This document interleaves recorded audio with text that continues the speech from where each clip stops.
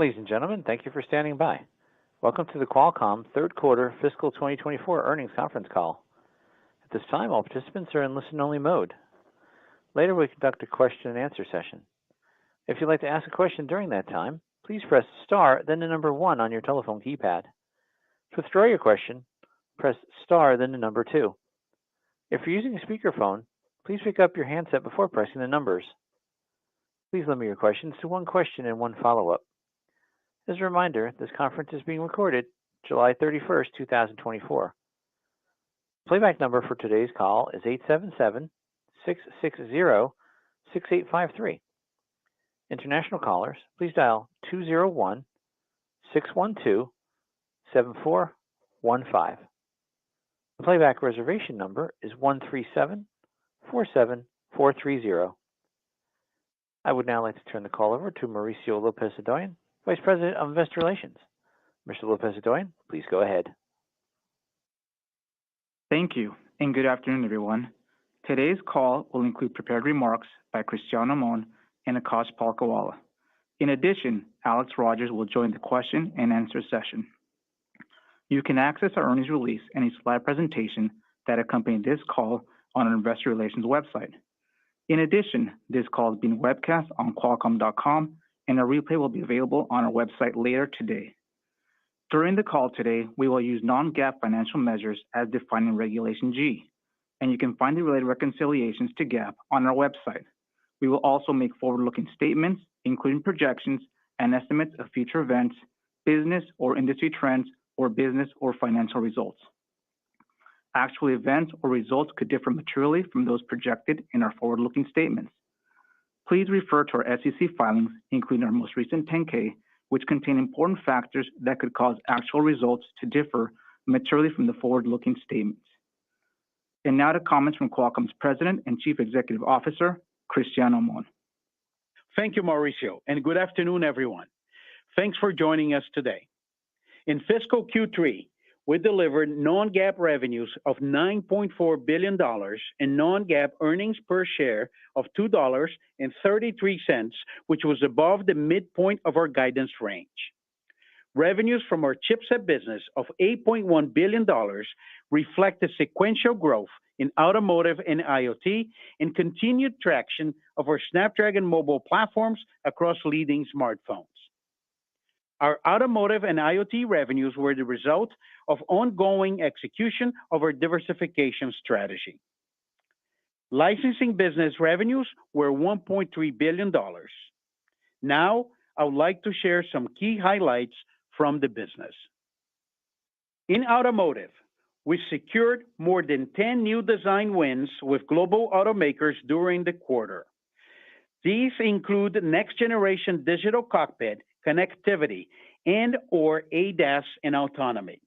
Our Snapdragon digital chassis continue to scale across virtually all OEMs and is now a key asset for the automotive industry. As we look forward, we're focused on extending our industry-leading on-device AI solutions to the Snapdragon digital chassis to enable automotive-centric Gen AI use cases and applications. It's important to note that our architecture, with capabilities across all domains, is uniquely positioned to enable sensor data to be utilized simultaneously for ADAS autonomy workloads and user-centric Gen AI experiences in the digital cockpit. A great example is our Snapdragon Ride Flex solution, which combines digital cockpit and ADAS on a single SoC. Future drivers for automotive growth include Gen AI experiences, the software-defined vehicle transition, central computing replacing microcontrollers, expansion into two-wheelers, and car-to-cloud services. In handsets, we are pleased that all Galaxy Z Fold 6 and Flip 6 are powered by the Snapdragon 8 Gen 3 for Galaxy, delivering extraordinary AI capabilities, premium-level performance, and power efficiency for foldable devices. Together with Samsung and our other partners, we continue to push the boundaries of on-device Gen AI on mobile devices. To that end, we're pleased with the growth and trajectory of AI use cases on smartphones. This continued expansion of AI features is a precursor to next-generation smartphones, which we believe will become AI-centric, with pervasive on-device AI working across applications in the cloud. Qualcomm is very well positioned to help drive this transformation across the industry in the coming years. At our upcoming Snapdragon Summit in October, we will reveal details of our next-generation Snapdragon 8 flagship mobile platform, the first to be powered by our custom Orion CPU. This platform, combined with new and unparalleled NPU AI capabilities, is already exceeding both our and our customers' performance expectations.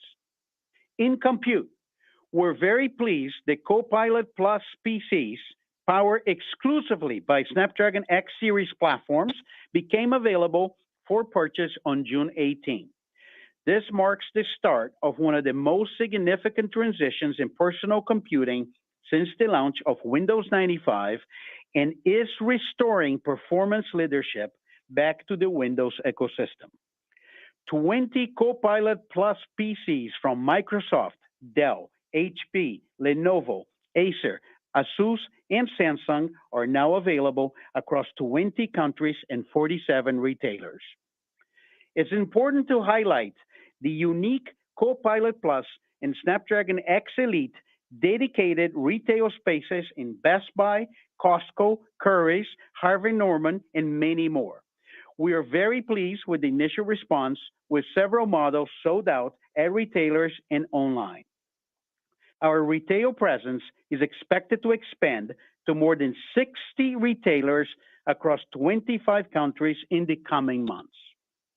We're also working closely with more than 50 global commercial customers to drive Snapdragon readiness in their respective environments. Additionally, we added the Snapdragon X Series platforms to the Qualcomm AI Hub, allowing developers to easily take advantage of optimized AI models to create responsive, power-efficient, and compelling on-device generative AI applications for Copilot Plus PCs. As we look forward to 2025, we are already working with OEMs on the next wave of Copilot Plus PCs. In addition to new design wins, our X Series product roadmap will expand to address PCs with retail prices as low as $700 without compromising NPU performance. Longer term, we believe the benefits of Snapdragon X Series platforms make it clear that the PC ecosystem has begun the transition to an ARM-compatible architecture. As we look forward, we're forecasting that at least 50% of PCs will be AI-capable by 2027.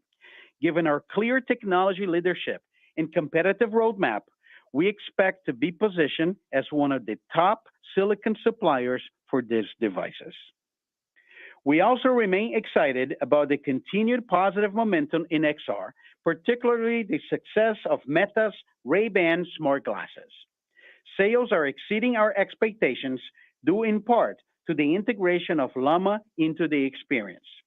We foresee an acceleration in demand for extended and mixed reality devices as new use cases enabled by Gen AI gain scale. Snapdragon XR remains the industry platform of choice, and we are engaged with major ecosystem players, including Meta, Google, Microsoft, and others. Most recently, at the Augmented World Expo, we showcased two of the latest XR devices, NTT's augmented reality glasses and Sony's upcoming head-mounted mixed reality device. In industrial IoT, we're pleased to report that we're now collaborating with Aramco on connectivity, AI, and advanced computing solutions for industrial and enterprise use cases in Saudi Arabia. This also includes accelerating development of the industrial 4G, 5G, and non-terrestrial networks ecosystem, including the first significant wide area private cellular network for IoT. As the industrial sector is transformed by AI, we expect an increase in demand for more complex on-device processing. This trend aligns well with our core capabilities, especially the computing and AI roadmap we have built for auto and PC. As high-performance processing and intelligence at the edge becomes critical for the next phase of enterprise digital transformation, we see a unique opportunity to build a leadership position in this space. In the next few months, we will announce our new dedicated product roadmap for industrial IoT, including support for multiple operating systems, ability to run multi-billion parameter AI models, and a comprehensive development platform. Finally, we're very pleased to share that we recently signed a key long-term licensing agreement with Honor, a leading Chinese smartphone OEM. We continue to be pleased with the company's diversification beyond mobile, and we're particularly proud of what we have accomplished to date in automotive and PC. We will provide additional updates on our diversification strategy at our Investor Day in New York on November 19. I would now like to turn the call over to Akash. Thank you, Cristiano, and good afternoon, everyone. I'll start with our third fiscal quarter earnings. We are pleased to announce strong non-GAAP results with revenue of $9.4 billion and EPS of $2.33, both of which were above the midpoint of our guidance. QTL revenues of $1.3 billion and EBT margin of 70% were in line with our expectations. QCT delivered revenues of $8.1 billion and EBT margin of 27%, which was at the high end of our guidance range, driven by upside in both IoT and automotive. QCT handset revenues of $5.9 billion were in line with expectations, reflecting our scale in premium Android handsets and greater than 50% year-over-year growth in revenues from Chinese OEMs. QCT IoT revenues increased 9% sequentially to $1.4 billion as we continue to see a gradual recovery in the industry environment. We delivered our fourth consecutive quarter of record QCT automotive revenues of $811 million, with sequential growth of 34%. Our revenue acceleration reflects content growth in new vehicle launches as we become the leading supplier of advanced computing and connectivity solutions to the automotive industry. Lastly, we returned $2.3 billion to stockholders during the quarter, including $1.3 billion in stock repurchases and $949 million in dividends. Before turning to guidance, I would like to outline three factors included in our forecast. First, consistent with our long-term financial planning assumption of largely flat handset units, we continue to estimate global 3G, 4G, 5G units in calendar 24 to be flat to slightly up on a year-over-year basis. Second, our license to export products to Huawei, which was set to expire in late calendar 24, was revoked on May 7th. This change will impact our revenues in both the current quarter and the first quarter of fiscal 25. Lastly, our fourth fiscal quarter includes an additional week as we align our fiscal reporting period with the calendar quarter end every 5 to 6 years. Now turning to fourth fiscal quarter guidance.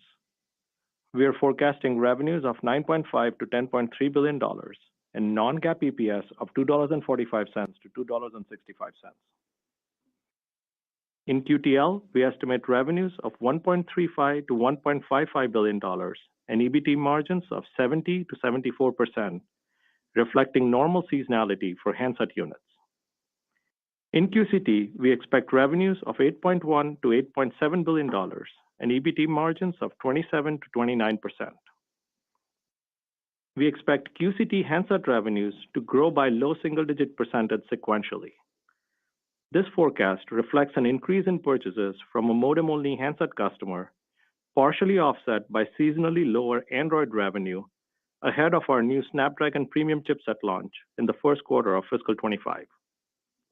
We expect QCT IoT revenues will increase by low double-digit percentage sequentially, driven by growth across consumer, networking, and industrial. Following our outperformance in the third quarter, we expect QCT automotive revenues to remain flat in the fourth fiscal quarter. we're on track to deliver approximately 50% year-over-year revenue growth in fiscal 24, providing confidence in our ability to execute to our long-term targets. Lastly, we expect non-GAAP operating expenses to be approximately $2.2 billion.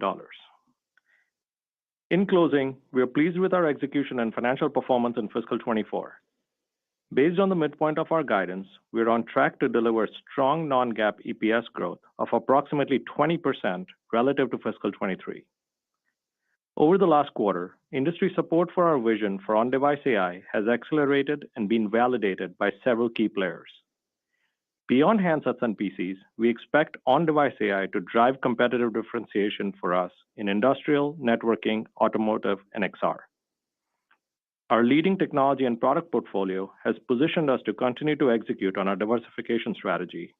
And in the months ahead, we look forward to introducing new industry-leading products across all our end markets. Finally, as Cristiano outlined, we'll be hosting our Investor Day on November 19th, where we'll provide an update on our IoT and automotive diversification strategy. This concludes our prepared remarks. Back to you, Mauricio. Thank you, Kash. Operator, we're now ready for questions. To queue a question, press star, then the number 1. To withdraw your question, press star 2. If you're using speakerphone, please pick up your handset before pressing the numbers. One moment, please, for the first question. First question will come from the line of Matt Ramsey with TD Cowen. Please go ahead with your question. Thank you very much. Good afternoon, everybody. I have a couple of questions, guys, really highlighting some of the diversification the company is now starting to deliver on in the revenue. I guess the first one is in the automotive business, some pretty big upside there. And maybe you could talk a little bit about like that you're seeing some of this revenue come through now in OEM programs that no doubt you won 2 or 3 years ago. You think that continues as we roll through the next several quarters? I mean, what kind of momentum could we see as some of these units start to roll out from I guess, the programs you won a long time back? And then, Cristiano, the second one, people keep asking lots of questions about AI PCs. As you know, you're getting really close here to when the holiday ramp period would start for you to sell in units. So maybe you could give us your current take on your expectations of what the PC market could bring in terms of units or revenue for your company as we look forward into the next fiscal year. Thanks, guys. Very good. Thank you, Matt. Thanks for asking the questions. Let me start with automotive. Look, we're very pleased with automotive performance, and I want to start by saying this is you continue to see signs of the pipeline translated into revenue. There are a couple of things we really like it. The first one is our automotive revenue is all about share of new cars being launched with our content. Also is independent whether the industry is about internal combustion or EV, because it's all about digital. The Snapdragon digital chassis really became a key asset for the automotive industry.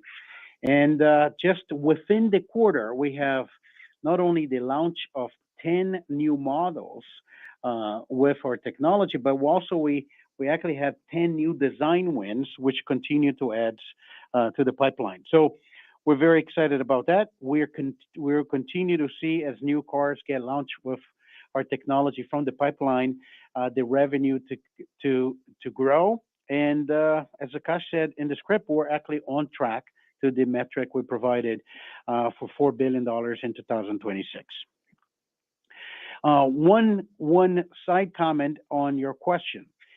An upside is what Gen AI is doing in automotive. Gen AI use cases, especially using large language models for audio, is a great user interface firmware behind the wheel. We're starting to see a lot of interesting use case being developed. That's upside to our model. It could be an upgrade of content in the digital cockpit that we have in. The second comment, which is about PCs. I will start by saying we're very pleased. Is exceeding our expectations. It's a new version of Windows. The Copilot Plus is a new architecture with an ARM compatible. We expect that will ramp over a period of time, But what we have seen in the market right now with the 20 models that get launched is exceeding our internal targets. Some models, as I mentioned in my prepared remarks, had sold out. And I think we should expect that that will continue to be a crescendo, slow and steady as the market transition. We will have new product announcements coming up at IFA, and you're going to continue to see more Copilot Plus features coming from Microsoft. We're very happy about that. As the same thing we did with Auto, we expect PC to be the next biggest driver of diversification for the company, and we'll continue to track every quarter. Our next question is from the line of Samik Chatterjee with JP Morgan. Please proceed with your questions. Hi, thank you for taking the questions and congrats on the strong print here. I guess, Cristiano, if I start you off with a smartphone question here related to AI smartphones. One, can you share if you're seeing any appreciable difference in the demand for smartphones with AI features in them from consumers already? And as you look to the pipeline in terms of design wins for next year, how are you thinking about proliferation of the AI features and capabilities into more mid-tier or outside of the flagship tier phones that you work with your customers? And I have a follow-up. Thank you. Thank you for your question, Samik. So on smartphones, I would start by saying one thing that we really like, and I think was reflected by some of the metrics provided by Akash. He talks about in his remarks 50% growth within China with Chinese OEMs. So AI has expanded the size of the premium tier. So even in a market which it's kind of flattish to low single digits in growth, the premium tier is actually growing faster. And we've seen that. We've seen a larger premium tier enabled by AI. And to your specific question, we are happy with the trajectory of AI features. We used to have a few, now we have tens of AI features. And eventually, when they get to hundreds, we're going to start to see a change that a smartphone with AI feature will become an AI smartphone. We don't have any heroic assumptions in our model, but we actually like the direction this is going that could create an interesting upside if we have an AI-driven upgrade cycle. It's still early in the process, but the use cases are becoming more interesting. I pointed to the increase of use cases in the Galaxy Flip 6 and Fold 6. China has a number of use cases they're going to be launching the next flagship. And I know you asked about bringing AI to the mass tier. We intend to do that. The same thing we're doing with the PC, which is as we expand the roadmap, we're not compromising on AI capabilities. We're going to see us doing that within our mobile roadmap. But on the premium tier, I'm actually very excited given the upcoming launch of our next Snapdragon that has our custom CPU. And you're going to see the same shift in performance that we have done in the PC ecosystem, restoring the performance back to the Windows ecosystem. You're going to see doing something similar in phones. And AI is going to be a big part of this story. Thank you. Got it. And a quick one for Akash. Akash, the guide for September revenues, that looks pretty similar to what you were sort of soft guiding us to back sort of 90 days ago, although you now have incremental headwinds with the license to export to Huawei. How should we think about sort of where you're finding the offsets? Where is the upside to help you offset that incremental headwind? Thank you. Yeah, thanks, Samik. Samik, we're pretty happy with the way the quarters played out, right? If you look at our handset business, we are growing. We're guiding that will grow low single-digit percentage on a quarter-over-quarter basis. IoT, we're guiding low double-digit growth, and we're seeing strength across industrial, edge networking, and consumer. And then auto, coming off of an extremely strong quarter in June, we're guiding flat revenue in the September quarter. And so all of these, both IoT and automotive, are incremental to our previous expectations. And you're seeing that benefit show up in our guidance. Our next question is from the line of Chris Caso with Wolfe Research. Please proceed with your question. Yes, hi. I guess first question is just a clarification on the extra week in the quarter that you referred to. Can you speak about what impact you might expect that to have on both revenue and cost, and if there's any implications on that absence of the extra week as you go into the following quarter, which is obviously a seasonally strong quarter? Yeah, sure, Chris. If you think about the two factors I outlined for the guidance, which is the extra week on one hand, and then offset by the Huawei revenue reduction on the other side, those two largely offset each other, and so the net impact on our overall guidance is pretty limited when you consider the impact of both factors. Specifically on the extra week, as you know, not all weeks are created equal as you think about the different parts of our business. So what we've factored in is incremental revenue on the QCT side, incremental OpEx on the OpEx side, and then incremental revenue on the QTL side. And then within QCT, revenue forecast and the benefit that we have from a flagship phone launch, that doesn't really change based on the number of weeks. So that remains largely consistent, and these factors are already included in. But kind of the big message is when you step back and look at the two key factors I outlined, they pretty much cancel out against each other. Okay, understood.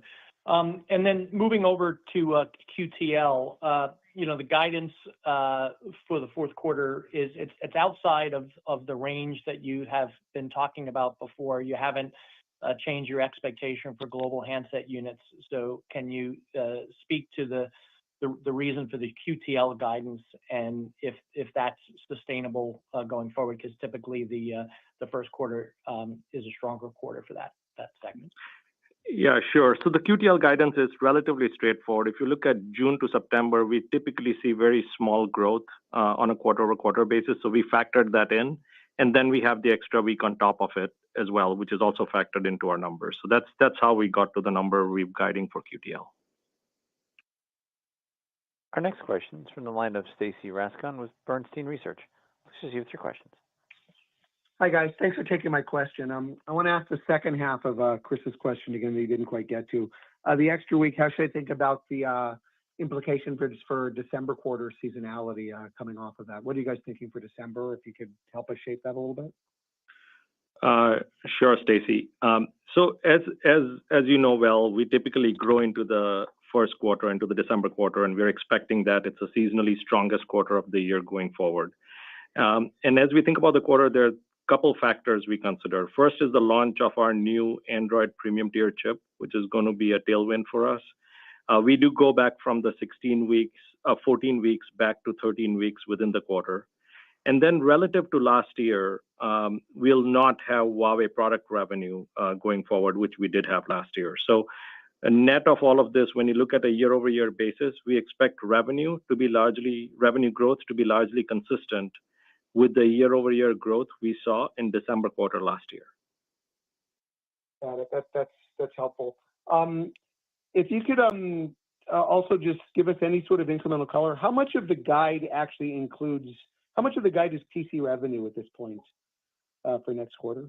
I know you said the consumer piece sounds like it's growing in IoT, that's where it is, but how much of it actually is PCs?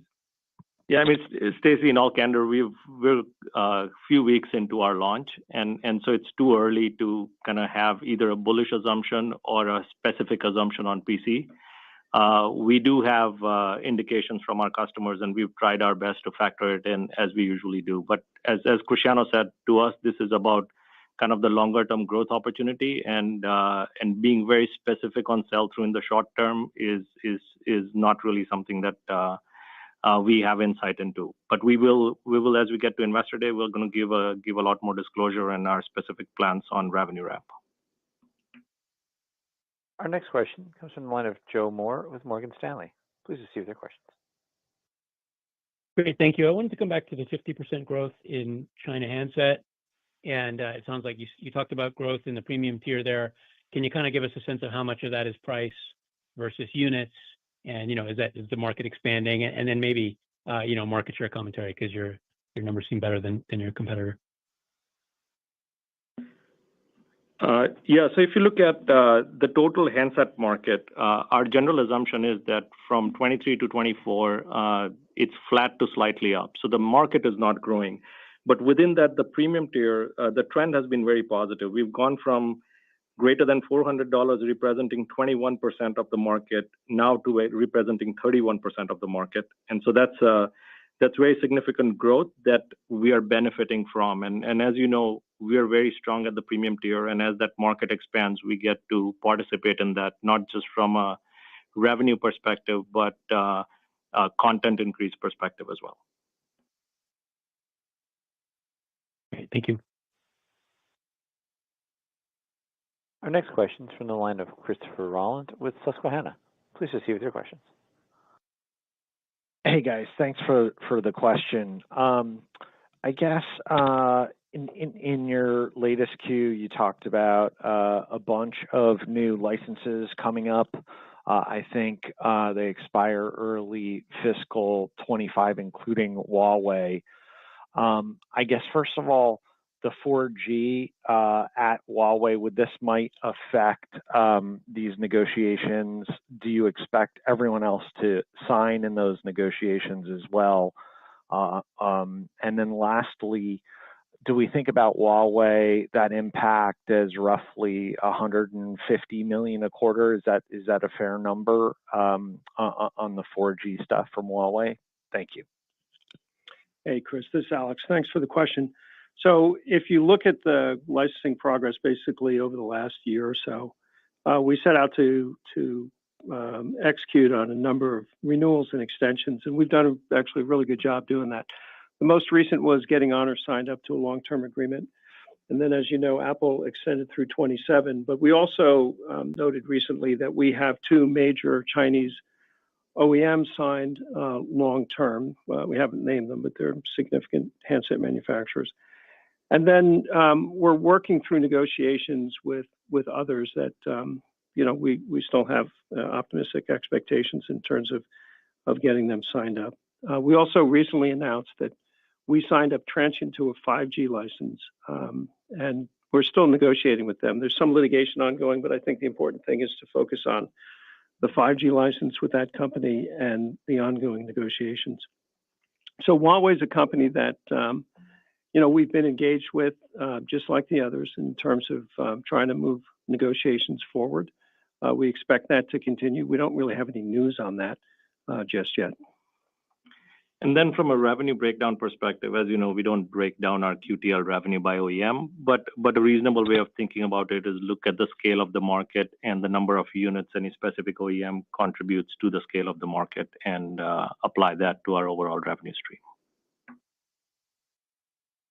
Our next question is from the line of Ross Seymore with Deutsche Bank. Please proceed with your questions.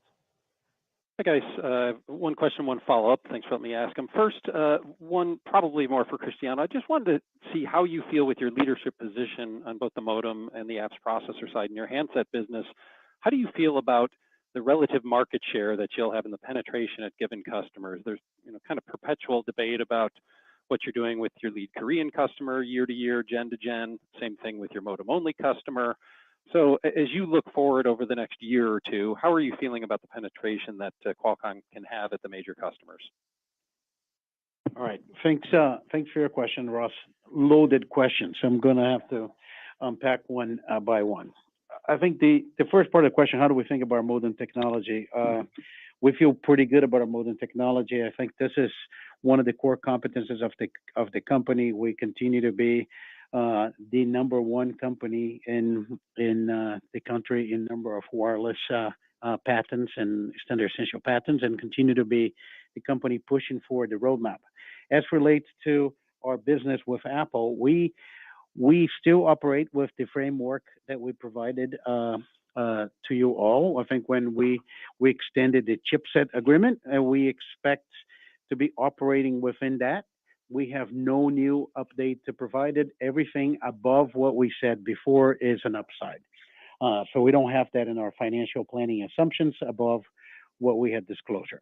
When we think about the application processor, I think the conversation is a little bit more interesting because we have always had the leadership in AI performance. We always had the leadership in peak and sustained performance in mobile gaming in other applications with our Arduino GPU.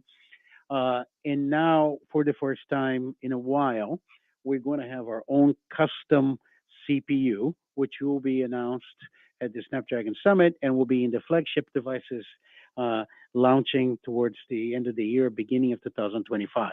So I'll argue that our application processor advantage is accelerating. And as I said in this earnings, I think the launch of the Copilot Plus PC was really graduation for Qualcomm, as it used to be perceived as a communications company, isn't really a computing company, to the point that now we become the benchmark for others to follow within the PC industry. And I think that is going to be reflected in handsets as well, as we have our own custom CPU. As relates to relationship with Samsung, we have executed agreements with them. It's largely consistent to what you have seen with the launch of the GS24. How's that going to continue? We're pretty happy with the relationship, and I think we both have a lot of opportunity with the AI coming into premium smartphones. Thank you. Thanks, Cristiano. I guess that's my follow-up for Akash. One, in the answer to your prior question, you said that year-over-year growth in December would be about the same as it was last December. Just a clarification, was that just for QCT? And then I guess my bigger picture question, how should we think about gross margins in QCT going forward? Looks like you're implying them down a bit in the September quarter, but still flat year-over-year. As the diversification process happens, automotive, PCs, et cetera, how should we think about that line in your income statement? Sure. So that comment was really focused on overall company, so not just QCT, but the overall Qualcomm metrics. From a gross margin perspective, we did slightly better than we expected. We had guided in third quarter, and what we're doing is we're guiding fourth quarter in line with the guidance we had provided for third quarter. I think as you look forward beyond fourth quarter into fiscal 25, using fourth quarter as a way to model the going forward path is a reasonable way of thinking about it. Our next question is from the line of Tal Liani with Bank of America. Please proceed with your question. Hi, can you hear me? Yes, Hello? we can. Okay, perfect. Sorry. So I need help to define your addressable market in compute, meaning is it mostly about consumer laptops, enterprise? How do you vision your addressable market in the compute segment? And the second thing is you talked a lot about AI inclusion in handsets. When we talk to carriers, they seem to be far away from it in the sense that they can't find the applications yet. What do you think is going to drive the deployment? What kind of applications and what's the timing of applications that will drive the deployment of AI in handsets? Thanks. Hello, Tal. This is Cristiano. Thank you for your question. Let me take the first one. You should think about addressable market the following way. First of all, it's Windows 11 addressable market. We're very focused right now on laptops, whether it's commercial laptops for enterprise, consumer laptops. We're ranging price points, I think, especially as we talk in prepared remarks, extending the roadmap from $700 and above. That's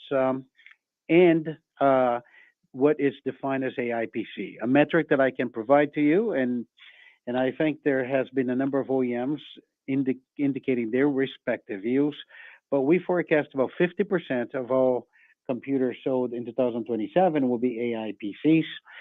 That's one way to think about it. And we continue to basically see the transition of as upgrades are happening to Windows 11 and Copilot Plus PCs, an opportunity for us to participate with a highly differentiated solution. I think your second question, it was on AI applications. Was about AI applications for devices. So here's how you should think about it. AI is going to do on phones, whether you're going to text, whether you're going to talk, whether you're going to touch, is going to be a very important part of the human-computer interface. And this is going to start to change a lot of the user experience on apps. It's less of a carrier conversation. It's really more of an application conversation. And those are going to start to change a lot of the use case of existing apps, or you're going to start to see, as we see the development of new agents, that become more relevant. For example, if you are like me, a user of WhatsApp, you're going to see the ability within WhatsApp for you to search with Llama, for you to do different things with the model, and eventually a lot of the models are going to have multiple functionality across multiple apps.